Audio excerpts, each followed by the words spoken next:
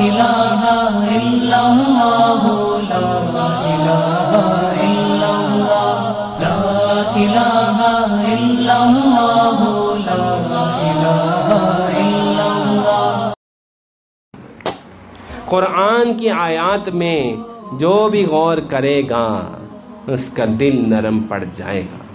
ہم تو کبھی تفسیر کھولتے ہی نہیں،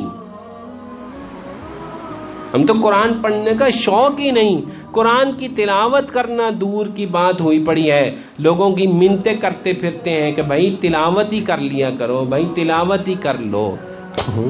وہ زمانہ آ چکا ہے کہ آج مسلمان تلاوت کرنے سے بھی محروم ہیں، تدبر اور غور و فکر تو بہت دور کی بات ہے، وہ تلاوت ہی نہیں کرتے، کھولتے ہی نہیں اس قرآن کو۔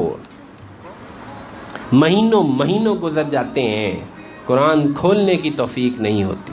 کبھی کھول لیا تو تھوڑا سا پڑھتے ہیں، ساتھ ہی شیطان موبائل فون کے ذریعے سے ڈسٹریکٹ کر دیتا ہے، کوئی کال آ جاتی ہے، کوئی میسج آ جاتا ہے اور چلو جی۔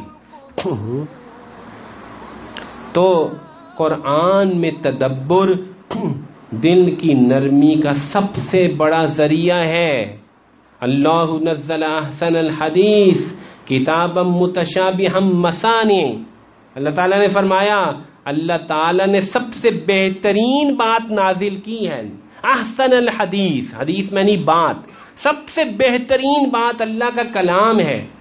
کتابا متشابہا مثانیہ، وہ کتاب جو متشابہ ہے اور اس میں آیات مکرر ہیں، ایک ہی مضمون کی آیات بار بار آتی ہیں۔ تقشعر منہ جلود الذین یخشون ربہم، جب اہل ایمان اس کی آیات کو پڑھتے ہیں اور تدبر کر رہے ہوتے ہیں، ان کے رونگٹے کھڑے ہو جاتے ہیں، بدن پہ یہ جو بال ہیں خوف کی حالت میں یہ کھڑے ہو جاتے ہیں، اس کو رونگٹے کھڑے ہونا کہتے ہیں، ان کے رونگٹے کھڑے ہو جاتے ہیں۔ ثم تلین جلودہم، پھر ان کی کھال نرم پڑ جاتی ہے، وقلوبہم، اور ان کے دل نرم پڑ جاتے ہیں، الی ذکر اللہ، اللہ کی یاد کی طرف۔